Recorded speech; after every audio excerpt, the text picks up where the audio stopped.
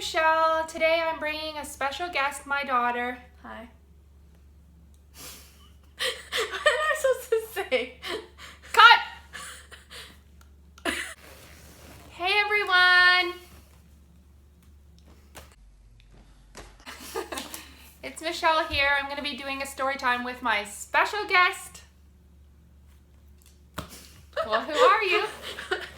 I'm Ariane. What's your name? Where do you live? What school you go to? Where you come from? I live here and I go to... She came from my belly. I go to a school where I'm not telling people. This story is going to be about the online date from hell, the online date that never ended, the online date that went very, very wrong. We have a special guest today, my daughter. Hi, I'm Ariane. She's going to give her perspective on the story, little things that she remembers from it. It was about 5 years ago. I was 6 around the time, 6 or 7. She's 11 now. Yeah. So let's get to the story. We're going to call him Weirdo. We're gonna call him Crinkly Weirdo. You'll find that out if you watch the whole story. He was kind of a creepy weirdo. So Weirdo and I decide to meet up at a restaurant for our first meet date, whatever you want to call it. We get there, he has a bunch of presents for me, roses. I think he had some nail stuff for me. He had taken all the pictures from the dating website and drew them freehand. I found it a little creepy, but whatever, to each their own. I guess he was into art. Honestly, I was not into him at all physically. His pictures didn't really look like what he looked like in person. I mean, it was the same person, but maybe they were older pictures, or I just wasn't feeling him. I was honest right from the get-go. I don't like to lead anybody on. He said that's cool. He was down with being friends. He didn't have a lot of friends. Neither did I. We started hanging out a lot after that. We'd go do fun things, bowling, shopping a lot, go out to eat, do things together, have fun, like friends do. I don't really understand why men and women can't be friends.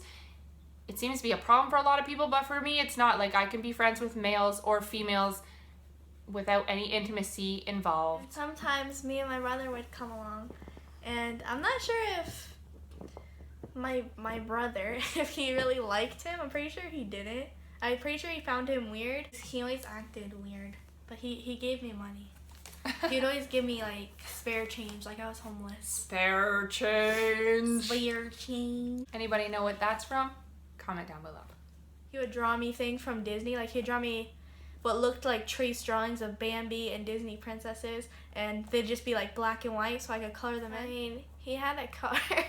He had a nice sports car. He had a car. He was good with kids. He didn't have any kids of his own. He would always call me, and I just took it as he was just lonely. He always wanted to do things for me. He would kind of leave things on my doorstep, presents, and he would always want to pay for things. I didn't really want anything from him where he could feel like I owe him something, because it seems a lot of people think that way. I mean, if I do something for my friend, I don't think they owe me something in return. The one time he ended up calling me, saying he was in the hospital, apparently. Right. Saying he was in the hospital, that he had some kind of heart trouble, and I just found it kind of weird. He really seemed like an attention seeker, but I didn't question him on it. I did call the hospitals, the 2 hospitals in the city he was from, and neither of them said he was staying there. This is the point of this whole story. The day my son, my daughter, my girlfriend, and Weirdo, we all decided we're going to go for a good shopping trip. My son needed new shoes, and we were going to go back to our place and just chill out and have some takeout. So we go shopping, we get some stuff. My son gets shoes, I get a bunch of stuff. I leave it all in his trunk because he's driving us back home. We go into my girlfriend's house. We're chilling there for a bit, and my girlfriend asked me to come downstairs with her to have a cigarette. I don't smoke, but she just wanted company. So I left Weirdo upstairs with my son and my daughter. When we came back upstairs, I asked Weirdo if he would go and grab us some teas from Tim Hortons. He says no problem. He goes. While he was gone, my son ended up telling me that I guess Weirdo seemed like he was in a bad mood when I was downstairs, and he asked Weirdo if he could hand him the laptop charger, and Weirdo threw it at him pretty hard and hurt him with it. I can't remember exactly what my son said. He told Weirdo about him hurting him and what Weirdo had said back. This was a long time ago. Yeah, it was a long time ago. We've moved houses within that time. We've been here for a few years. I remember like the main points of it, obviously. So Weirdo comes back in the door, puts down the teas, and I start to kind of question him. I'm just wondering. My son said that something happened, and right away he was like, Excuse me? How dare you question my identity? no, but for real, he said, what did I do this time? and I said, like, What are you talking about? Why are you saying that? I'm just asking you a question. and he goes and hides in my friend's kitchen. Like, we're all sitting in the living room now. He's hiding in another room of somebody else's house. So I went in there and I like peeked in, and he was sitting there with his knees up to his face, like his knees at his chest, as if he was crying, and he was saying that his back hurt. Can you say that part again? Because I made a really ugly face. Okay, well, stop. Okay. You're making me don't. We were all kind of sitting there awkwardly because he was just sitting there. I don't speak English. He was just, what do you say, sulking around in the kitchen. Basically. He was just kind of moping around. That was weird. He didn't want to leave. I'm just thinking, like, what is he doing? This is not his house. Why is he hiding in another room when everybody's sitting in the living room? It could have been a lie. He could have just been mad, but he said his back. I just stayed in the living room. I was feeling really awkward. Like, now it's like we're having a fight in my friend's house. I honestly just wanted to get out of there. And all of a sudden, my girlfriend starts saying, oh my God, I have to call the ambulance. He's lying passed out on the kitchen floor. As soon as she says she's going to call the ambulance, he's like, No, don't do that. Don't call 911. Don't call the ambulance. and she's like, well, can you sit up, or are you okay? Like, here, let me get you some water. She was tending to him, and, you know, I probably look like a bitch because I wasn't going in there to take care of him, but he was acting like a friggin' weirdo. Yeah, she was like, let me go get help. He's like, no. Can you get up? No. Are you okay? No. Yeah, basically. Basically.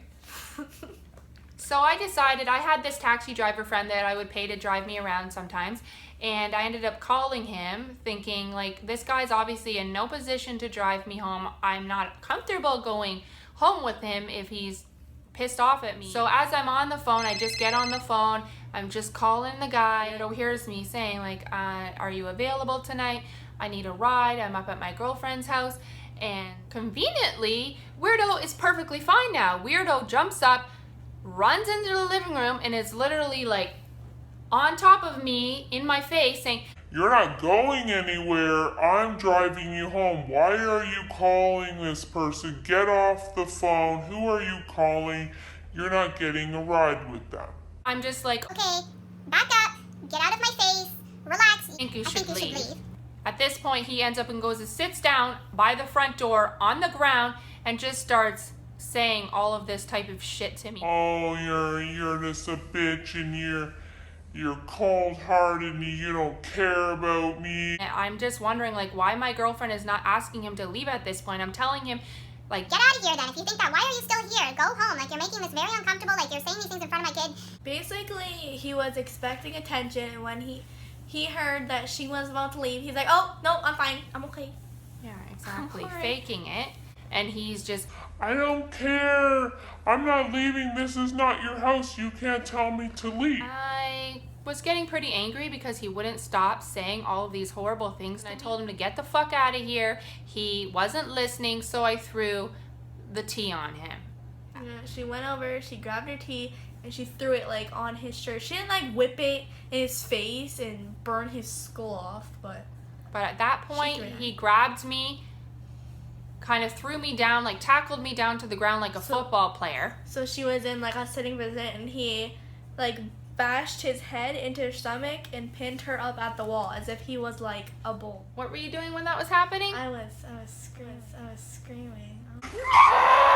And understandable, it was I was- fucking scary, right? Yeah, I was scared, and I was screaming like I was burning to death.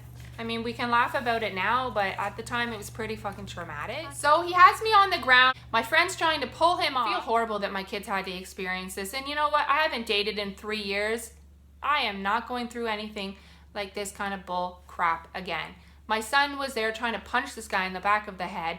Now, if my daughter was around 6 at the time, my son's 18 now, so 5 years ago, I guess he was like 13. Finally, my girlfriend's able to pull him off and shoves him out the door. She had a huge staircase. When she pushed him, he kind of stumbled down a few stairs. Thankfully, he didn't end up really falling down the stairs because we probably could have been charged. Did end up leaving with all of our stuff. We called the police.